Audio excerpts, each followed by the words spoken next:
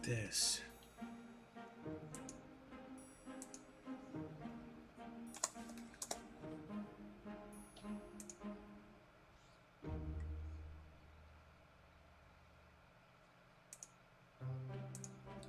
That's how you do it.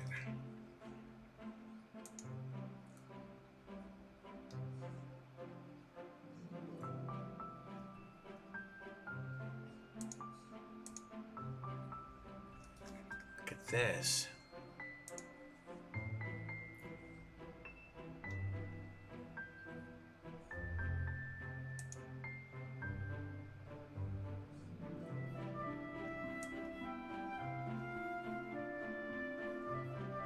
Alrighty, we're almost there.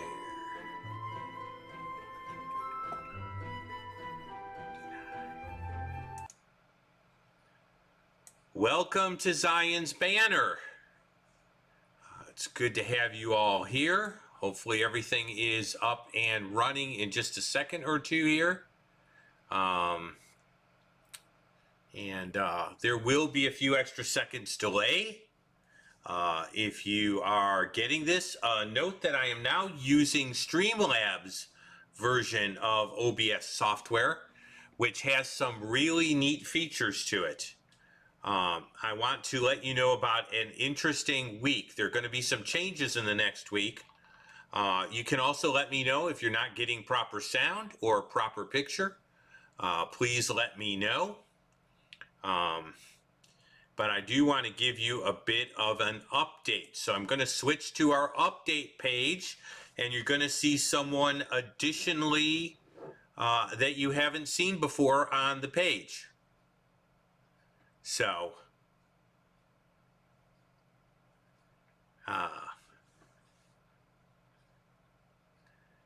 and that'll take an extra few seconds, and I'm sorry about that. That should come up momentarily, and I'm trusting that it will. We're going to have a different week next week. We're going to have a speaker come in, someone I know from a supporting church, come in. This is Pastor Jordan Bradley. Now, I will let you know he's soon to be a relative, but he did a church message on Marxism. And I've decided to interview him and talk a little bit about that message.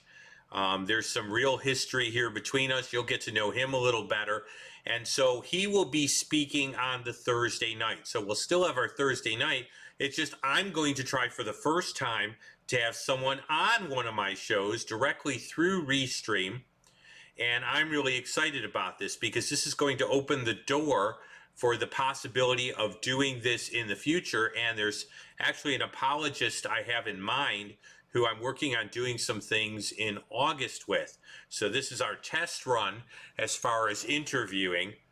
I haven't done that before. I've been part of a dialogue with more than one person on, but I've never done that from Restream before. So this is going to be our first time. It's going to end up dealing with kind of a biblical view in terms of Marxism and maybe cultural Marxism.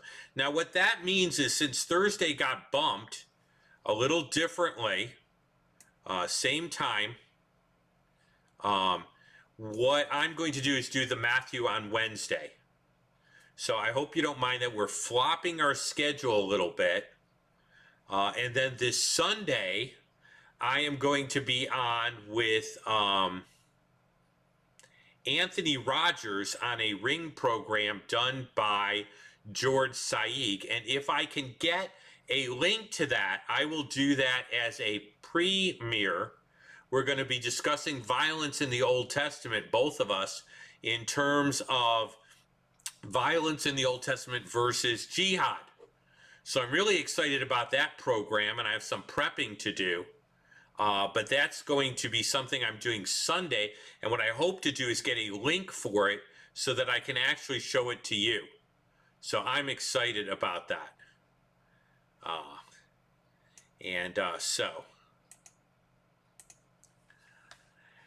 I just want to, glad to have, I'm always glad when Elizabeth's here from down under. So a presence from down under, if I spell presence right, is always welcome.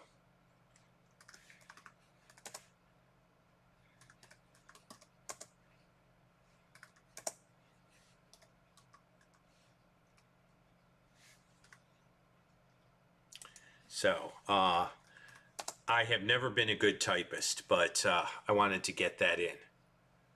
So anyway, we're going to get started here, and I will never be very good at typing, so I'm going to try to do things a little more verbally. I've always been a verbal kind of person.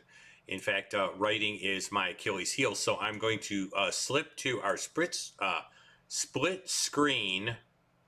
Now I'm going to try to let you hear the detractor directly through Streamlabs. Actually, I'm not going to do that. I'm going to make sure that I can get him for you. Yes, I can. So I will be able to pull in our detractor. That's not an interview because he's not live. But I'm going to bring him in. We're going to start our PowerPoint, and then I will go ahead and put him in at the appropriate time. No, he's already set. Good.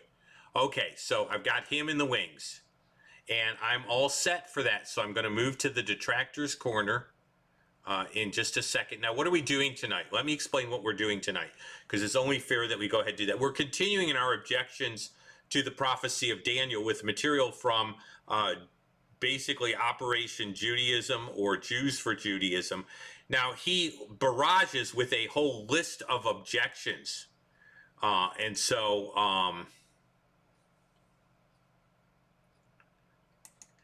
I've taken another one of his objections and I've tried to clip it out.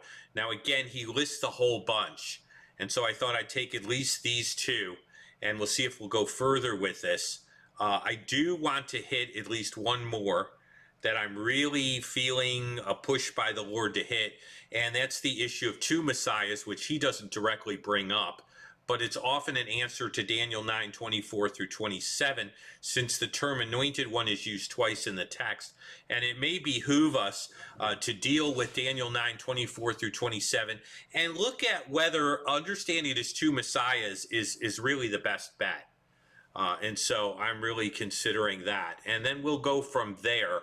Again, if I can get the Adrian Rogers broadcast, I will try to get that, if that works, quality-wise and everything else. And then we'll work on some other exciting things.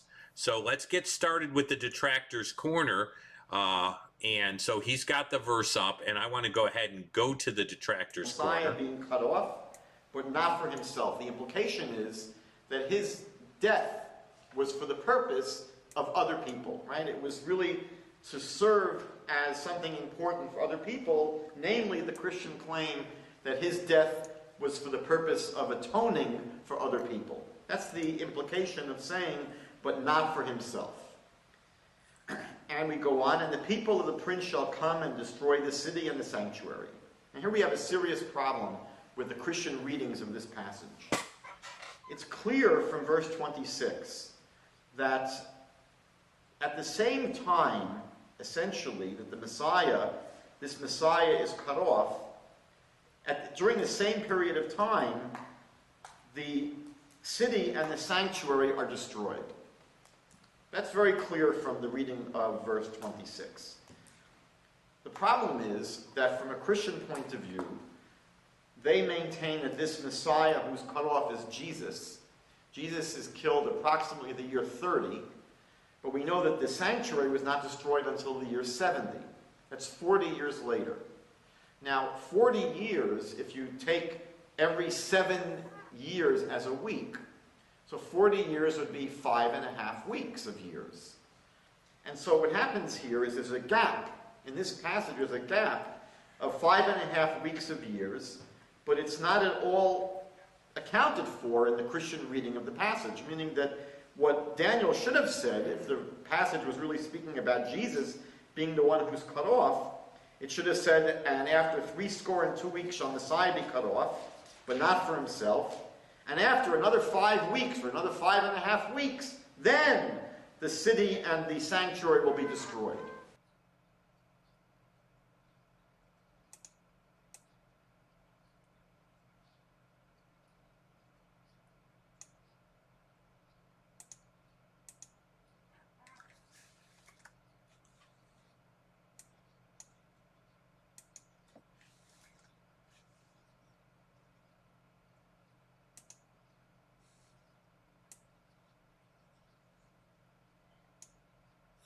Okay, I'm going to switch us back now. Now you've heard him.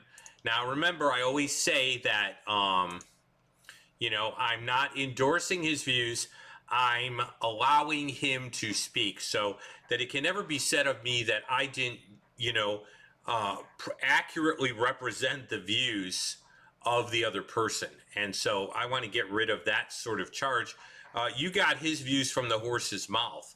Now, admittedly, I did have to section out this particular section, or you would be forced to hear all of him. I don't want to do that to you. So I'm not going to do that to you. So you didn't hear all of him. You heard that particular section of him. Okay? Now, his essential argument, as I understand it, is that no gap of time can occur according to the prophecy between Messiah's death and the destruction of temple. He makes a big deal out of why didn't Daniel say that there would be this gap? And so obviously you have no reason to expect this gap. There can't be this gap. Therefore, the gap between Jesus's death and the destruction of the temple rules Jesus out as a candidate. That's essentially what he's getting at and getting to. And so that's his argument. Now, the question is, how clear is it that there can't be a gap? How clear is it that it should have been said a different way? So I'm going to question that premise, because I don't believe that premise is necessitated. When someone hands you an argument and says this must be, the question then becomes, why must it be? And to what extent must it be? Must it absolutely be? And so that's where I'm dealing from. And so I'm going to say, really, is it that clear? Is it that clear that there can be no gap between Messiah's death and the destruction of the temple, or Jesus's death and the destruction of the temple, that that's ruled out by Daniel's prophecy? Is it really all that incredibly clear? And we're going to take a look at it, and we're going to construct an argument from that. Now, one of the things he plays is a why didn't Daniel say? Now, there's a problem with that sort of argument. Because there can be a host of reasons Daniel didn't say, and the fact that Daniel didn't say doesn't mean that it couldn't be true. In other words, there could be a gap, and Daniel could not necessarily state that there's a gap. And so the idea that because Daniel didn't say it, well, in a sense, that sort of gets close to begging the question. You assume that if there couldn't be a gap, therefore, if Daniel didn't say there was a gap, there was no gap, and it wouldn't be allowed. There's a little bit of a problem here. So he uses the fact that Daniel didn't make a direct statement to prove that Jesus is not the Messiah, because there is indeed a gap between Messiah's death and the destruction of Jerusalem. Okay? Daniel doesn't mention a gap between the two. There was a gap between the two, so Jesus can't be the Messiah. That's essentially the way he's constructing his argument. But it assumes the first premise. It assumes that Daniel not mentioning a gap means there couldn't be a gap. So premise 1 and 2 and 3 do not necessarily follow. The fact that Daniel doesn't mention the gap doesn't mean there can't be a gap. If there could be a gap and there was a gap, then it does not prove the final premise. And so the argument has an inherent flaw if you could prove that the gap did not necessarily need to be directly stated by Daniel, and we have reasons for believing that such a gap is in keeping with the structure of Daniel's prophecy in Daniel 9:24 through 27. So let's go ahead and deal with this.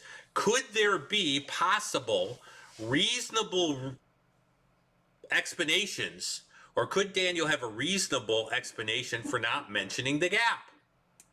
I mean, are there reasons that there could be a gap and Daniel simply didn't mention it? Is this a rational possibility here that we're dealing with? Well, there are several reasons why Daniel may not have mentioned a gap. It could be that Daniel was being directed by God to focus on the timing of Messiah in relationship to the fact the temple would be destroyed without reference to a specific timing. Why is God obligated, speaking through Daniel, to give an exact statement at all? What if Daniel's only purpose was to indicate that Messiah's death would occur before the destruction of the temple? Then mentioning or not mentioning the gap wouldn't change that one little bit. So maybe Daniel has no interest, not being moved by God to specify whether there was a gap or not. Maybe God moving in Daniel is only interested in explaining that the event of Messiah's death must precede the temple's destruction. Now, I know he has a big problem with Messiah, not dying for himself. That's a whole other apologetics issue. The Hebrew supports it, but I'm not going to necessarily go into that tonight.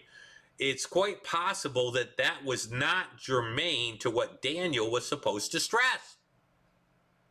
Just because God doesn't say everything doesn't necessarily mean that there aren't other things that could be said, but that God wasn't focusing on.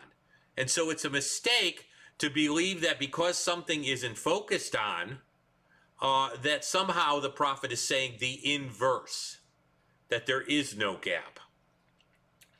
If the language of prophecy allows for a gap, it's not necessary for Daniel to state such a gap.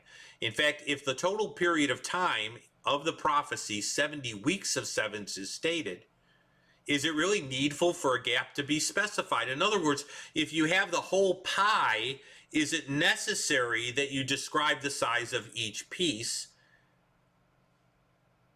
If you have the whole pie and you know where the pieces, the big pieces are, you can figure the size of the little pieces.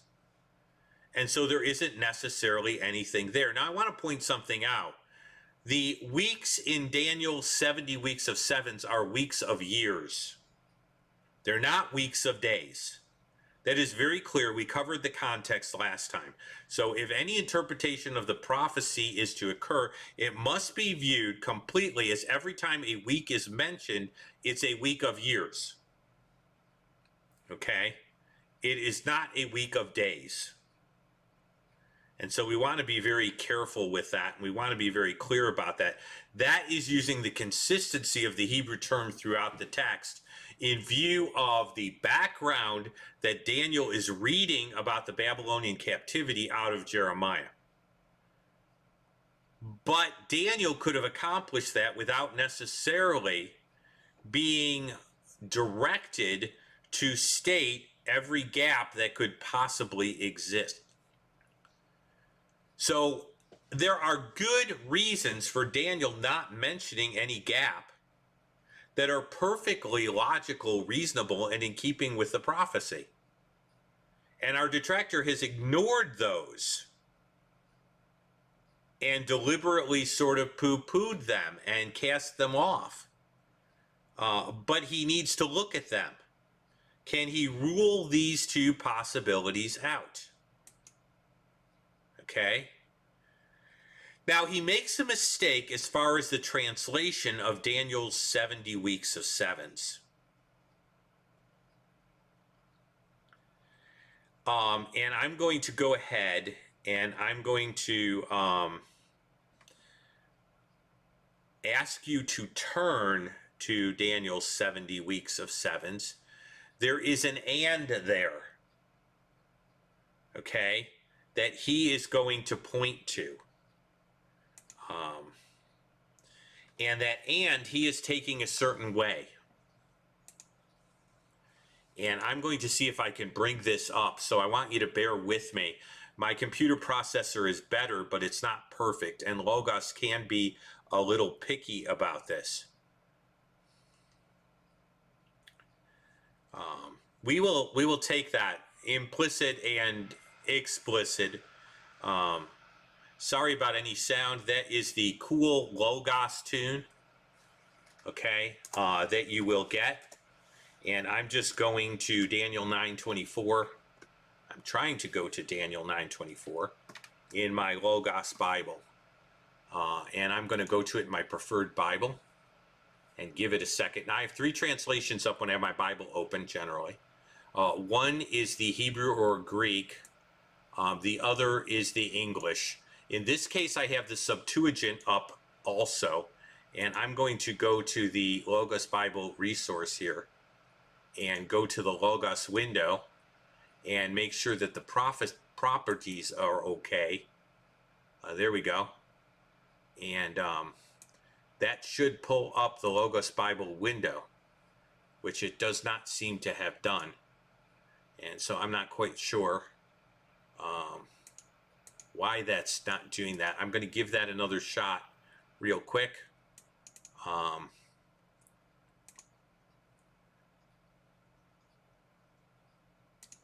There we are. It was just a temporary thing. And that should actually show in just a second here. And I'm going to pull that up and we're going to go ahead and look at it. Jeremiah's weeks of years is too implied in the prophecy because of its connection to Babylon, and the number of years for the Babylonian captivity is stated. And so that's the reason I say that. I lovingly just kind of put that out there, that yes, I think you can implicitly know that because you're dealing with the Babylonian captivity, and God's very clear as to how long the Babylonian captivity is going to last.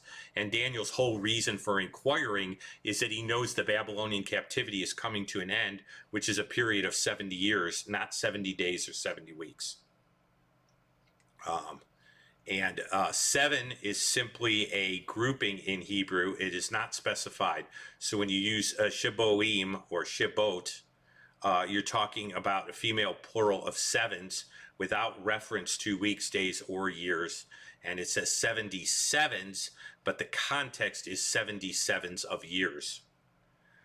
And so, yeah, I'm going to lovingly put that out there. We can have further comment on it during the discussion time, but that is the way I would take it, and that's the exegesis I would use. In fact, you should be able to see it on your screen where it says Sheboim, Shebim, and it's just 77s, and then you'll notice the notation that I'm pointing to, yes, you're dealing with sevens, but it's in light of the 70-year captivity of Jeremiah. So this is a place in which Daniel's prophecy is tied to Jeremiah's prophecy, where God is very clear about the amount of time. And prophecies are sometimes interpreted in connection with prophecies. But let me show you the and, because I want to show you the and. Now, it's going to take a few seconds to come up, but I want to show you the and that's in view here. Okay? Now you have Messiah will be cut off, not for himself, and then I'm going to highlight the word and. Okay, now what you're not going to see is a highlighted word in Logos, and that's because the and is what's called a inseparable conjunction. So what I'm going to do is go to the verbs so you can see the and. You should be able to. If not, I will highlight the verb for you so that you can indeed see it. Now this should scroll together, but I can't always guarantee that everything on the computer system will be quite that nice. So I'm pulling this up. Okay, there we go. Not cut off for himself. There we go. So now the Logos window should come up in a second, and you're gonna see the word come, and you should be able to see where the and is. So let me highlight the and for you. There's your and. Now the and is connected to a noun there. Now let me explain what he's doing with that and. Okay, it's going to take a second or two to come up. That's okay. because I can switch windows, but he's doing something very particular with that little and. And right now, it should switch in a second. And you've got me highlighting the word with the and that little symbol in front of the rest of the word. Now remember, we're going right to left. That little line with kind of a crown on top of it is an inseparable conjunction, and it's what English speakers will translate, English translators will translate as and. Now we're going to talk about some fine points of Hebrew grammar. So you guys are going to learn some really cool stuff about Hebrew grammar tonight, and I'm going to try to make it fairly simple. Okay?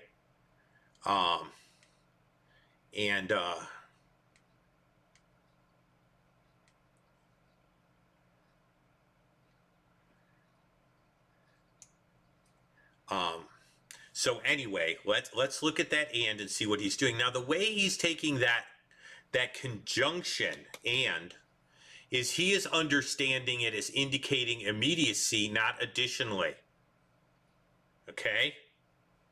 I went to the store and I bought eggs, cheese, and bacon, but that doesn't indicate how many seconds it took for me to get those 3 items. Or actually, I went on vacation last week, and I remember swimming, and I remember watching a movie, and then I remember going out on the beach and riding a bike, going out on the beach and playing Frisbee with the kids. Now, I went on vacation last week, and I played Frisbee, and I watched a movie, and I went to the beach, but they could have happened anywhere within the week. Now, what he's indicating is that what that and means is immediacy, so there can't be a gap.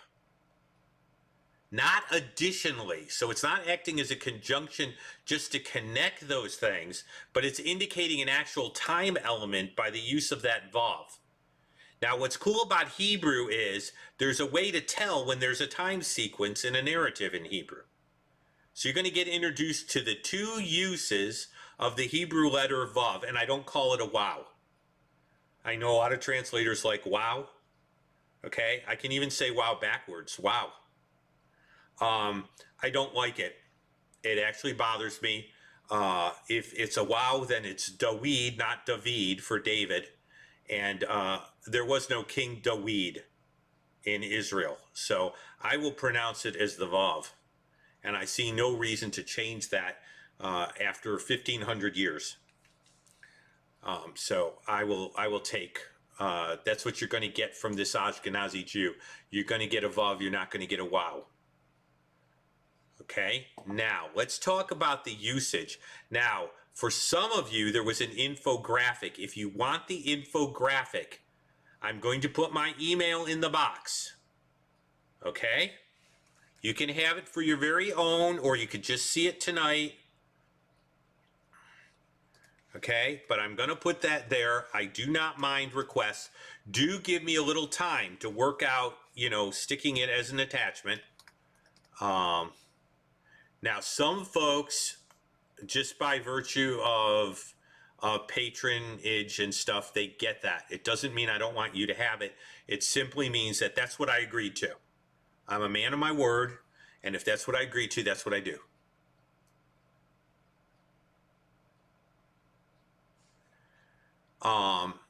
You're dealing with, let's go back to that, John, the hardening dot, the dagesh forte versus the dagesh lead. We can talk about that little point of Hebrew, but it won't be germane to his argument. Okay? It won't be germane to his argument. It has to do with the hardening dot and the way letters appear at the beginning of a word, and we can discuss that a little later, and I don't mind that at all, but there are some weird things that happen based on the stress of the syllable and where letters are. We have to deal with those things. But what we really have to deal with is the vav, because that's the issue we're going to be dealing with. Now let's look again at the passage. Now I'm going to go back and I'm going to turn streams back to our split screen so we can see the passage again. Okay, it'll take a second or two to get to you. I understand that. I have Cox.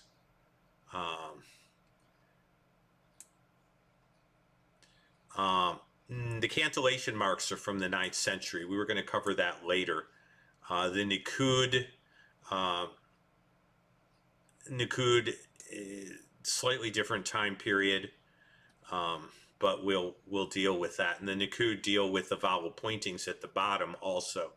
So you have no basis for a lot of things if you remove the fact that the vowel markings were understood. But yes, there are some issues around the Masoretic text. We're not going to fool with that right now, because the problem is we can't analyze his argument on that basis for this. He has another argument where he makes use of the cantillation marks. But this is not that argument. This is a different argument. Okay. Now, what I want you to understand here, okay, and I don't know that I can highlight a PowerPoint for you properly to go ahead and understand this, but that vav is not connected to a verb.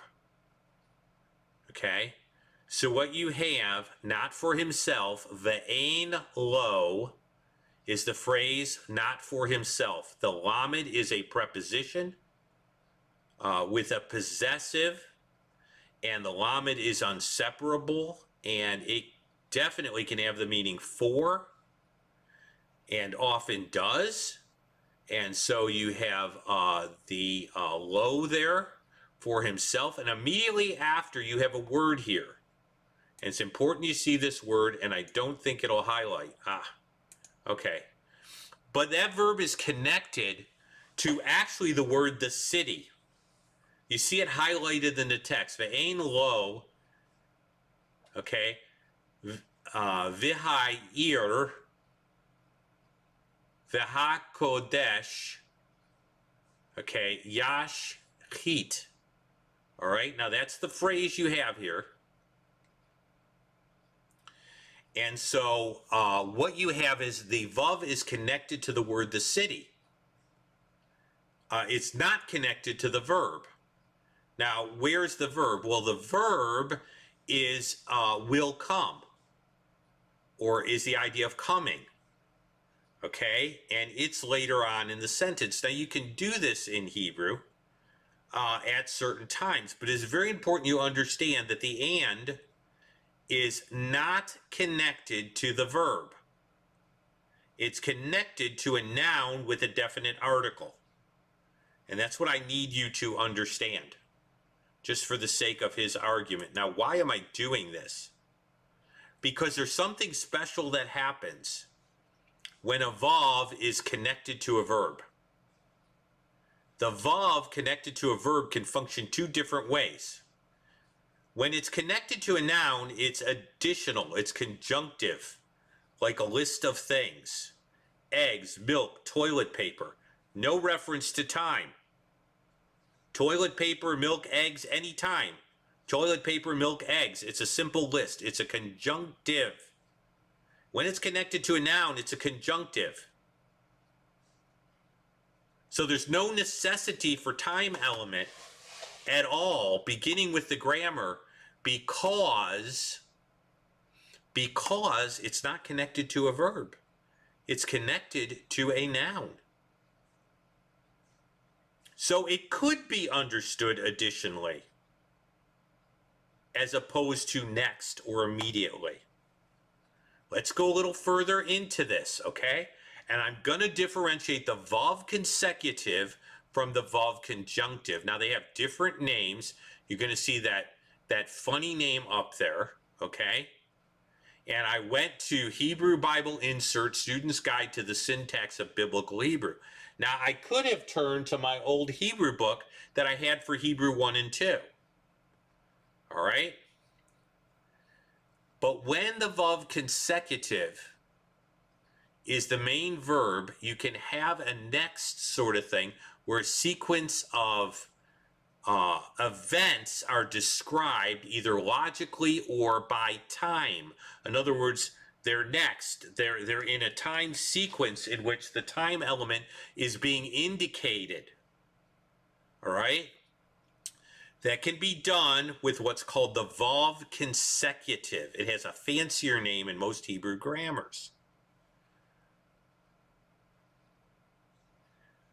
You can do it in the imperfect or in the perfect. and it works different. You're saying imperfect, imperfect. Hebrew doesn't have a past, present, and future the way we do. Okay? So that's the way that is. Hebrew has complete action and incomplete action. And in terms of the rest of the sentence syntax and the context, you understand what's being referred to here. Now I'm going to show you an example to help out. The consecutive simply means and. Okay? And so that's just basically the theological word book of the Old Testament. Now, here's your infographic. It might be a little hard to see. I tried to do the best with it I could, but I wanted to give you an example of this. So if you have your Bibles and you want to turn to Genesis 18, we're going to be looking at verses, the first couple verses.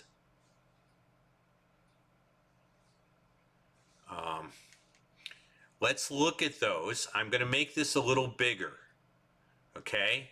And that might help, and it might not. I'm taking a little bit of a risk here because I'm probably going to cut off my nose despite my, if you're in Genesis 18, the Lord appeared to him by the terebinth tree in Mamre as he was sitting in the tent door in the heat of the day. Now we go on to the next verse. So he lifted up his eyes and looked, and behold, 3 men were standing by him. And when he saw them, he ran to the tent door to meet them and bowed himself to the ground. Now you see that section there. Okay?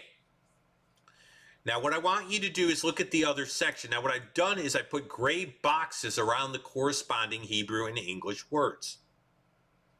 All right, so that you can look at the English and look at the Hebrew, and you're seeing the corresponding words. Then at the bottom, I drew lines to the 2 corresponding English words and their corresponding Hebrew words that use a vav-consecutive.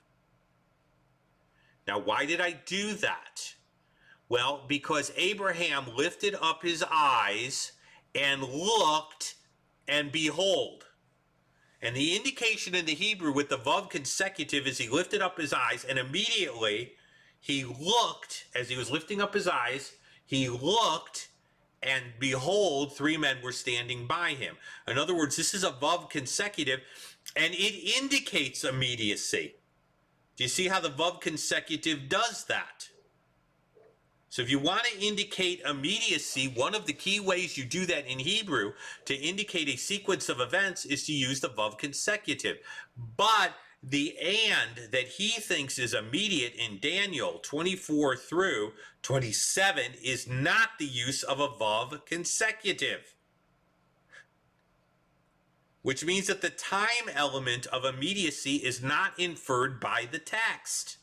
The text does not demand any sort of immediacy between Messiah's death and the prince of the people who will come, destroying the sanctuary.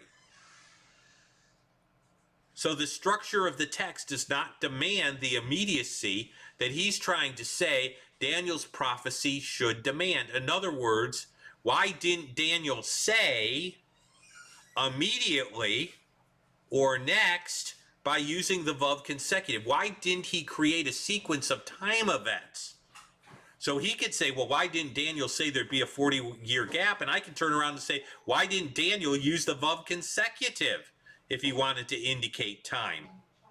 Which he could have done. So if we want to play what ifs, there's a what if. Because the author of Genesis, the human penman, uses the vav-consecutive. Okay, so, why does he deliberately avoid, and that's the slide that's going to come up, the vav-consecutive if he wants to indicate no gaps? I mean, if we're going to play what ifs, we can play what ifs both ways. Legitimacy here. You can do a what if, I can do a what if. He ignores some what ifs and allows for other what ifs. And if he wanted to indicate immediacy, okay, there are additional adverbs. or ways he could do it. In other words, there are grammatical ways, such as using also or at that time, to indicate that at the time of Messiah's death. There are a host of Hebrew ways to do it, and Daniel avoids all of these. So if the time element really was so crucial, Daniel could have indicated that immediacy, and he avoids it. So if you want a what if, why didn't Daniel say there'd be 40 years? Why didn't Daniel use the normative Hebrew means for indicating immediacy between those two events if they go together? What's the possibility? Daniel doesn't want to stress the time element at all. If God, through Daniel, did not want to stress this point, we ought to not use it in an argument. Look, if the text doesn't stress a point, and Daniel deliberately stays away from it, being led by God to stay away from it, then we shouldn't get into that minutia either. You're making an argument over what God didn't consider worth stressing. He's creating an issue that the text doesn't create, because Daniel never intended for that issue. Neither did God, through Daniel, intend for this to be an issue. Daniel doesn't intend for it to be an issue. God doesn't intend for it to be an issue. But Rabbi, you're making an issue out of it. So what if it isn't even an issue according to God and Daniel?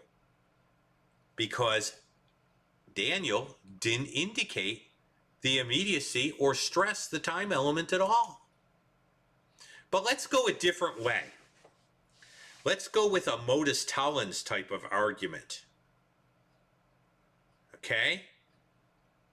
Let's do this. Let's go back from the destruction of the temple. Now, why would I even think that Messiah's death had to come before the destruction of the temple?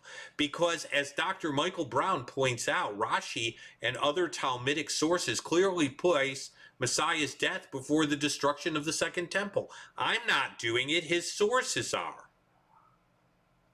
And so he says, what if we count backwards? Now, he did some complicated mathematics, but if we believe that Messiah's death had to occur before the destruction of the temple, then we can work back from the 70 onward.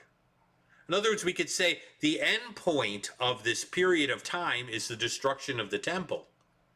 What does that do to whether there's a gap or not? Now, watch what happens here when we look at the Stone translation, which is the translation used by Orthodox Jewish people. And that's why Michael Brown brings it up. The I-bit is simply because it's on the same page in the same resource. Okay? So if we went to the Stone like we did before, then after 62 septets, notice sevens, okay, the anointed one will be cut off and will exist no longer. The people of the prince will come and come destroy the city and the sanctuary, but his end will be to be swept away in a flood. And it goes on from there. Now, what the Stone edition is doing, which I pointed out last time, is it is placing the anointed one, notice the anointed one, not an anointed one, as being cut off, and the people of the prince coming afterwards. So I have good reason to accept that even according to Jewish sources, that I can place the destruction of the temple before Messiah's death.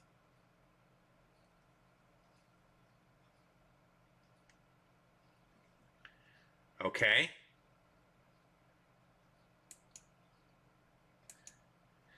Now, if we allow, okay, this sort of argument, okay, comes from a Latin, the mode that by denying denies, and it's denying the consequent. It's sort of usually phrased as if P not Q, not P, then Q. And it's sort of phrased that way. But let's see what happens if I accept the Messiah's death has to come before the destruction of the temple. Messiah must come before the destruction of the temple in order to die. Does that not naturally follow? No legitimate candidate other than Jesus existed before the destruction of the temple as far as a candidate for Messiah. Therefore, Messiah can never come. Okay? If we allow Messiah to come before the destruction of the temple, other than Jesus, we have no legitimate candidate for Messiah before the destruction of the temple. It logically follows then that Messiah can never come. Now I'm using Rashi's terminus point.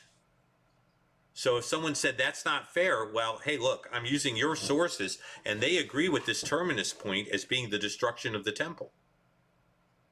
Okay? Now someone's going to take this out, okay? Someone's going to say, well, this doesn't prove Jesus is the Messiah. Well, you're right. It doesn't prove Jesus is the Messiah, not in and of itself. Okay? But what it proves is that the argument from a gap destroying Messianic, it would destroy Messianic prophecy in general, not a Christian interpretation of it. In other words, what this ends up saying is, okay, if we buy the argument that a gap cannot exist, okay, then you are stuck in a position where Messiah can't come because you can't provide another candidate. So this wrecks Messianic prophecy in general, not just some Christian interpretation, but it gives you fits too. All right, let's apply this and see how you do under the same sort of argument. You've ruled out Jesus because of the gap. You don't have another candidate.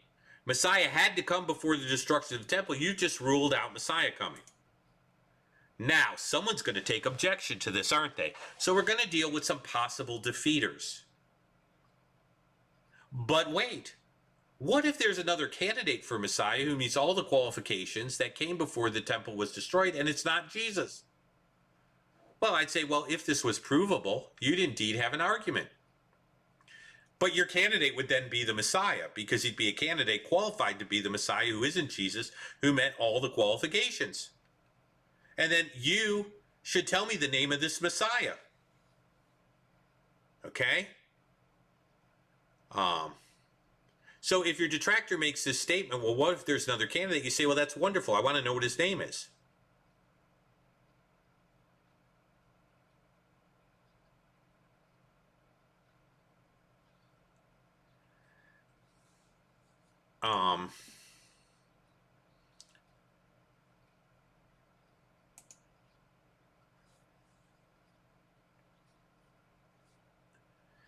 Another possible disclaimer, perhaps Rashi and the other Talmudic writers were mistaken. Now, there's some stuff in the queue that I will have to deal with when we end.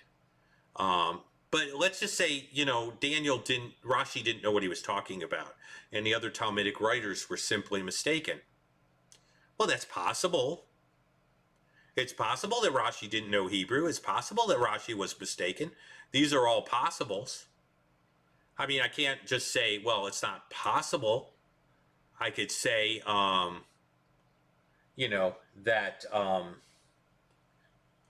that may be possible. But see, here's the problem. If you're going to go ahead and do that, then you cast doubt on all the Jewish sages. I mean, if Rashi's possibly wrong in one place, what keeps him from possibly being wrong in a dozen other places? I mean, everything he said is then sort of suspect. Why should I accept Rashi in this case and not this case? Okay, so if this were true, the scholarship of Judaism would be in question, and there'd be no reason to believe Jewish interpretations as well as, and I put so-called Christian interpretations, because I don't think that, there's some game being played with Christian interpretations. If your detractor wants to throw out Judaism to say what capitals out Christianity, if you want to go ahead and wash both of them away, that's fine. You just say, hey, look, the same argument that you're using against Christian interpretations, problematic for Rashi. So yeah, if you want to throw out rabbinical Judaism and Christianity, we can start talking about what you really believe. But what you can't say is Judaism and the Jewish sages were true and Christianity's false. in this case, because the same argument that cancels out one essentially cancels out the other if Rashi didn't know what he was talking about. So let's talk about some conclusions, and I'll go back into the queue. Okay. I did not get into an ironclad chronology of Daniel. Why didn't I do that? There are some disagreements among believers as to how to understand this, and I'm sensitive to that. I believe that I have pretty good grounds, but there are variations in the way this is understood. The text allows for some variation in understanding. So while, I want to be as clear as possible, I don't want to be dogmatic where the Bible isn't overly dogmatic. So I allowed for some latitude here. Okay? But here's what we do know. The specific structure of Daniel's prophecy does not disallow a gap between Messiah's death and the destruction of the temple. So you can't categorically state such a gap cannot occur according to Daniel's prophecy. You can't make a categorical statement like that. You could say, I disagree that there's a gap, but what you can't say is Daniel's prophecy doesn't allow for it. Okay? The argument that no gap can occur between Messiah's death and the destruction of the temple would rule out Messiah coming at all unless another messianic candidate can be demonstrated. The argument that the conclusion by the Jewish sages and Rashi that Messiah must come before the destruction of the temple points to the fact that Jesus is a valid candidate because he fell during that time, has lived during that time period. So the mere fact that Rashi and the Jewish sages put Messiah's coming before the destruction of the second temple makes Jesus at least a valid candidate on that point. The defeater that Rashi and other sages didn't know what they were talking about invalidates Jewish interpretation as well as so-called Christian interpretation, and so you've cut off your own foot to prove your argument. And that doesn't work very well at all.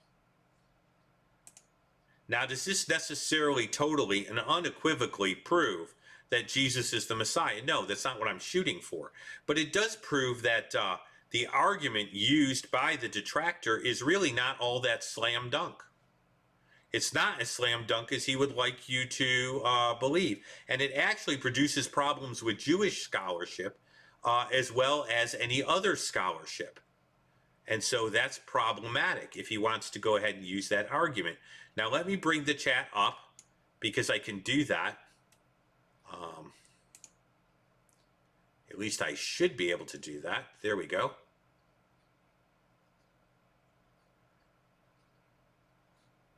Alrighty.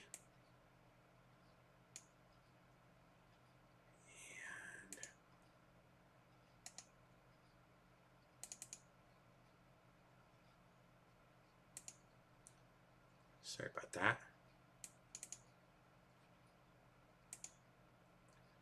And that should show perfectly well. I can try bringing the other chat up. There we go. And that'll work until Restream works. Okay. Now, there's some inflammatory statements, and I'm going to try and deal with them very politely. I don't know what research you've been doing on Chosen People Ministries. I have the biography of the individual. I usually take an individual's biography as being true unless I have reasons to doubt that individual, and I see none to deal with Leopold Cohn. So I'm going to say that that's a little inflammatory. They have one of the oldest Jewish missions boards. Some people are offended by the term chosen people. It is not a term of superiority. It is a term of covenant and prophetic history. And so are the Jewish people the chosen people? Yes, they are. God did make a covenant with them. Does that mean that the church or anyone else is any less? No, because God's election is never based on our deserts.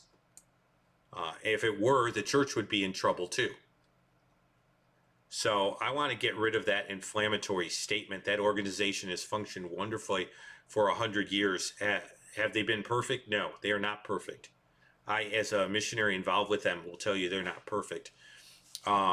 But the fraud and fugitive thing, that's just a little intense. As far as Arnold Fruchtenbaum, I had him as a professor. He is a true scholar. I don't agree with everything he says because I don't agree with everything every scholar says.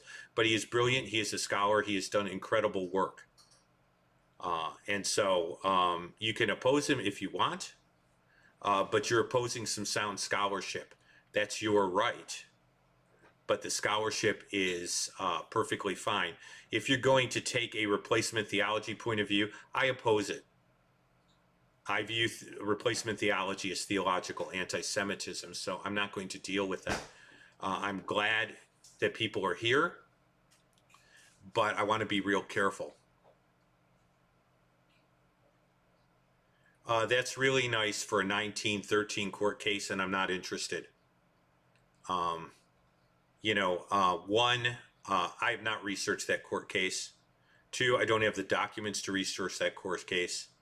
And three, unless you're prepared to go ahead and deal with that, that's fine. But it's very inflammatory. It's sort of like me getting on your channel and basically saying that somebody is a fraud. And I think you need to be very careful. So, again, I am going to get very, very close to having a problem here. Okay? That's like me coming in your house and wrecking your furniture. If you want to deal with the topic at hand, that's fine. As I said, those who knew Leopold Cohn, knew his history, and knew him, don't buy it. So, the fact that maybe some anti-missionaries have posted something is not of interest to me. The fact that they may have brought such a suit in order to prevent the work of the gospel is not of interest to me. Great. Somebody said it's in Wikipedia, and we know everything in Wikipedia is 100% true because that would be a scholarly source. That's a little like quoting U.S. News and World Report. I use Wikipedia. I also check the bibliographs on the bottom. You need to be very careful. Wikipedia has been influenced by anti-missionaries in the Jewish community. Several times it was posted that Jewish followers of Jesus are still Jews, and they had that withdrawn from the Wikipedia articles. So, no. Not going to go there. Okay, this was about Daniel and his 70 weeks of sevens. As I said, those are unsubstantiated reports from a Wikipedia source. Go back and look at the bibliography and trace the original citations in Wikipedia. Let me know after you get a hold of those citations what you find, and we can end up maybe discussing it, but it's really not germane to the gospel. I mean, is Jesus any less the Messiah? Is Daniel indicating Jesus isn't the Messiah because you don't like Leopold Cohn? I don't like a lot of people. So I don't think that's germane to what we're discussing tonight. I'm very, very glad that we have open discussions here, but I do want to keep us on track. There is enough pressure against the gospel that we don't need to pick fights in areas that are really very vastly unrelated. I mean, if I found something about John MacArthur, I could then rule out everything John MacArthur said. That's called a genetic fallacy, in a sense. The source of something has nothing to do with its value. If an unbeliever says today's Tuesday, it must not be Tuesday because an unbeliever said it. That's a logical fallacy.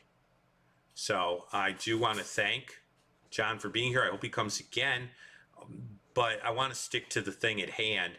And I want to let you know that for those of us who are in Jewish missions, who run into a certain amount of flack, we're a little sensitive.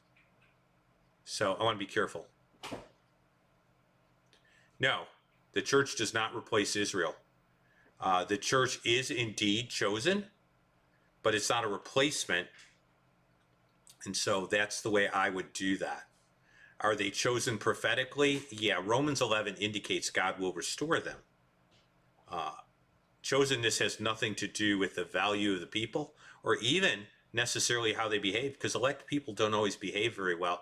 I hope that's not offensive, but I believe that God's election is unconditional in terms of our perfection.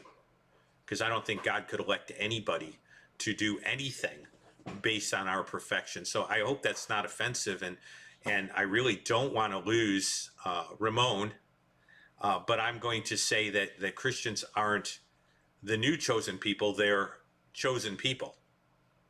Okay, in other words, I don't do a replacement thing. And yes, that is a sensitive issue. Replacement theology has created immense problems in church history, and so, I want to be diplomatic, but I also want to be true to myself and my convictions. And so that's my answer. They are still chosen people. Romans 11 says so.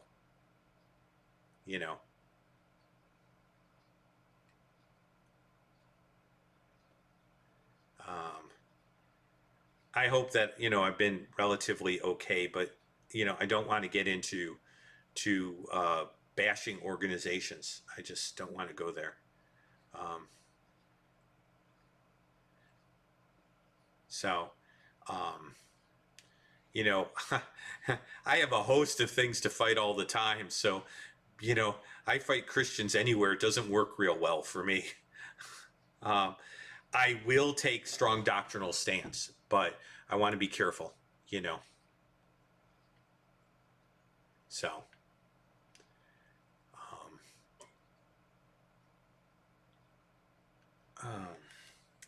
I don't have Galatians right in front of me, but I do want to look at it.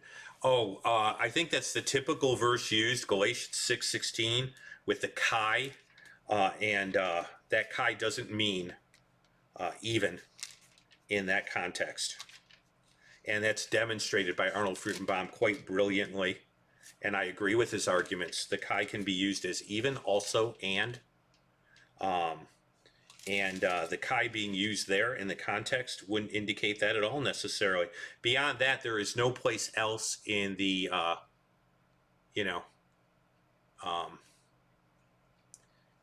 think that's basically what he's getting at. It's pretty typical. Yeah, it is. It's typical. And upon the Israel of God,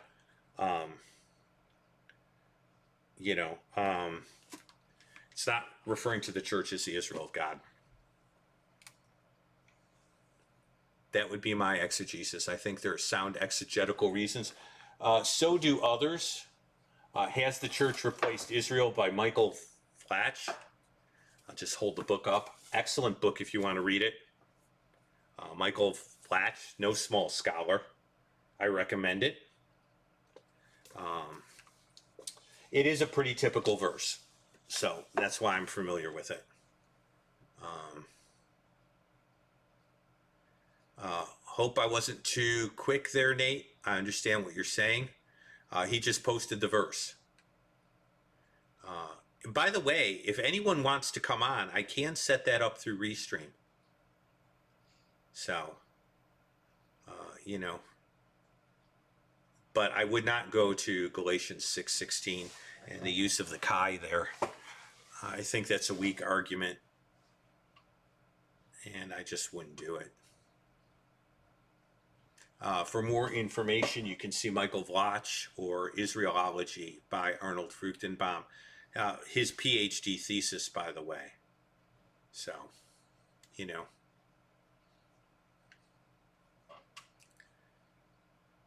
but that's neither here nor there. Again, I just want to make it very clear, that, I'm not excluding anybody, but these are pretty touchy areas. And I just want to say thanks for being here. I'm really glad to have you here.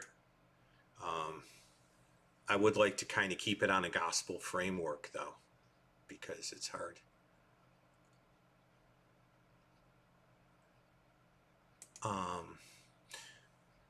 What I might have to do instead of using Zoom is invite you directly into Restream, which, by the way, works by a link like Zoom. And if you're not offended by Restream, that may be a better sound quality option for us. But Zoom could be used. you can go to Zoom to restream. So that's another possibility. Okay. So I do want to go ahead and say thank you. You know,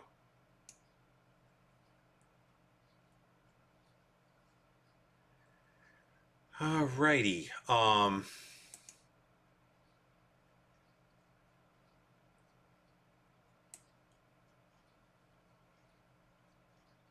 Okay, I don't, I'm just trying to figure out what's going on here.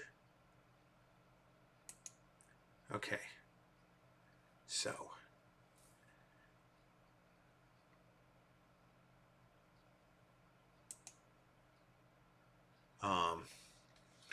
I can send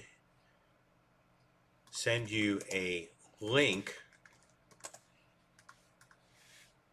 I can send anybody a link even during the show, and they can join me on Restream, I believe.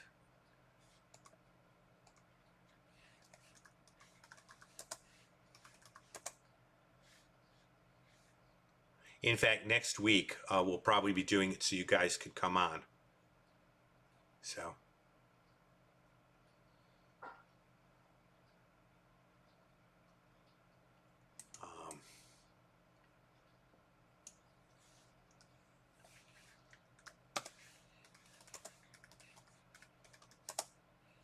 I'm going to let people know I can invite folks next Thursday.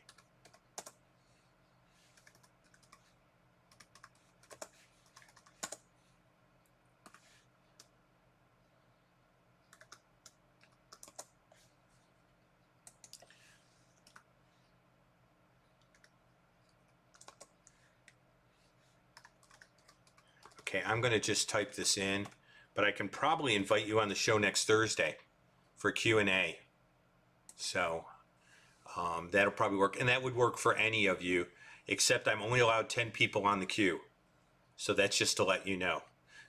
You know, I can Restream will only handle and Zoom will only handle so many, depending on your account. So we can look into doing that, and I'll post a link somewhere in there. And it'll be easier for me because Jordan will be doing some of the talking. And so that will actually give me the time to put the link up. And then I can let people in. So.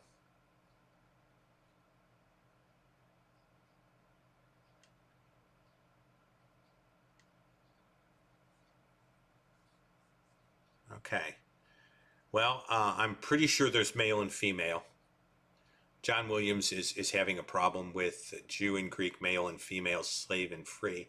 And our church does have two different sets of bathrooms. So the idea of distinctions and equality with distinction, that exists in the Godhead. So the idea that there can be distinctions and still be equality isn't a problem for me. I've argued that with feminists who say that equal is the same as, and I'd say difference in function, but equal in value. And I see that male and female function differently. I do see a different plan for how God wants to use the Jew in the plan of God. As far as slave and free, that's no longer a problem in our country. So I don't know what there is to oppose, frankly. But if our church starts putting unisex bathrooms in, or he, she, it bathrooms, I'm not going to be happy. So.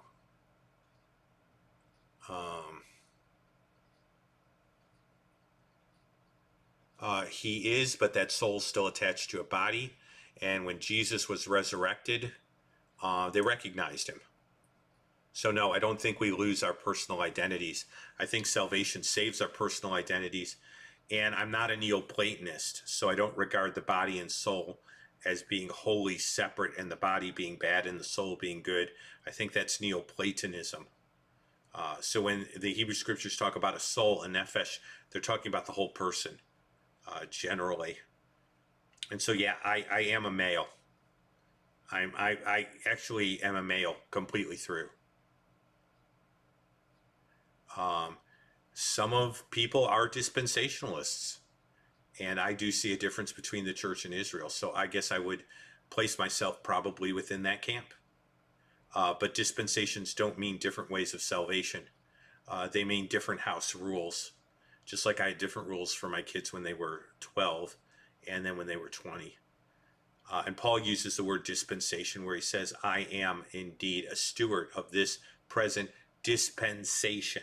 So if Paul can use the term, I don't necessarily find it too problematic for me to accept the Greek term used there.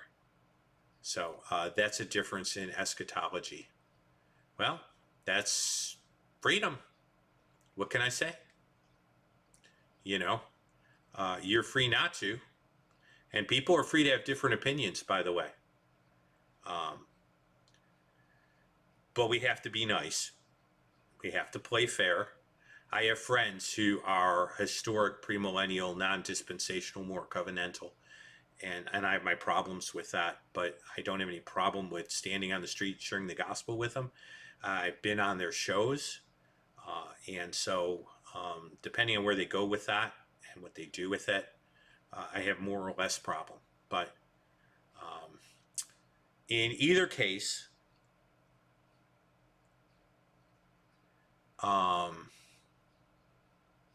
okay, that gets into another show. What can I say? I can't answer that from Daniel's 70 weeks of sevens. Nations and nations having different dispensations, you know, that's a whole other thing. Okay? You know, I'm not going to, I couldn't cover that in this. That's why I generally do list a topic. Because if I was to take all the issues in the world and try to do them in one show, none of us would ever get any sleep. You know, we've got to have some basis for discussion and some basis for knowing whether we had the discussion. So there you go. Now let's see, Australia afternoon, but you guys on the East Coast have got to be hurting, because if it's 8 here, it's 9, 10, it's 11 on the East Coast. And it's 10 Central Time.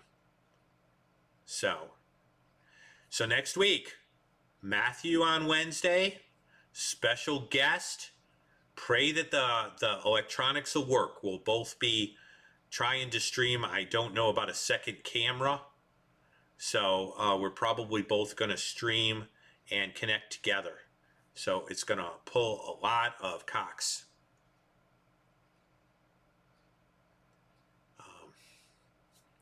So again, thank you. And thank you, John, for being here. I really appreciate it. And so I'm going to go ahead and I'm going to start to call it an evening. But it was good having the chat up.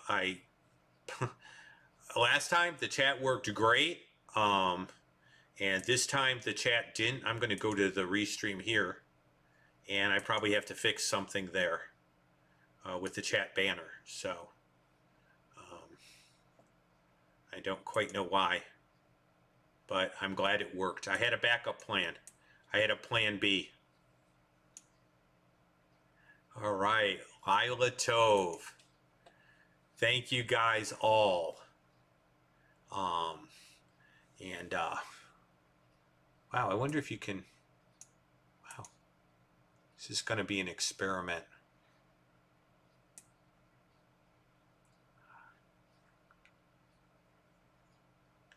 I can't do it. I was going to get clever, but I can't do it. So I'm going to just say good evening in English and not push Restream beyond the limits of its software this evening. We have done many exciting things.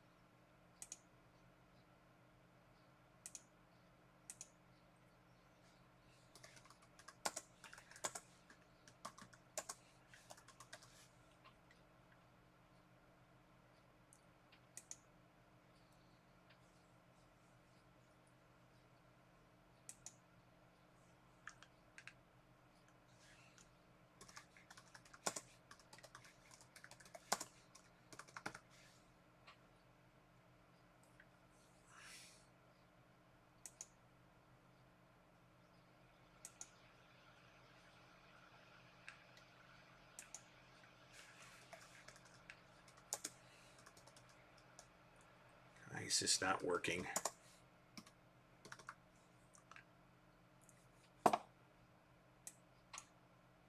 Okay. Well, I'll do this.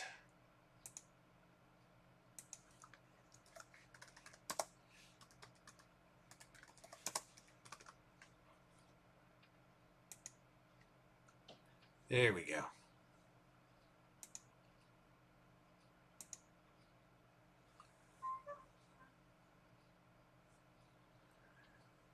Okay.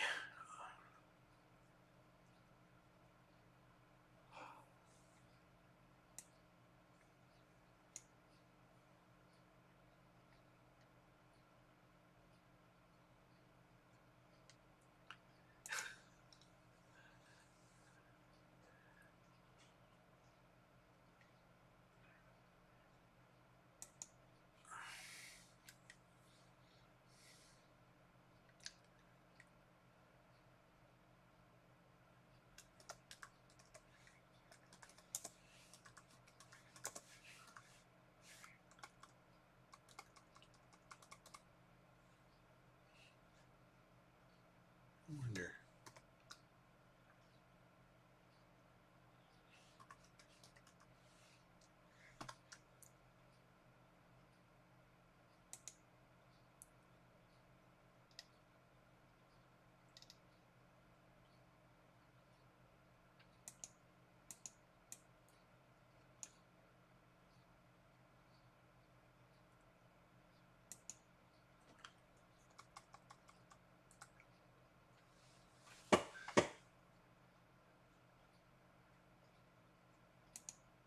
Can I do emoticons?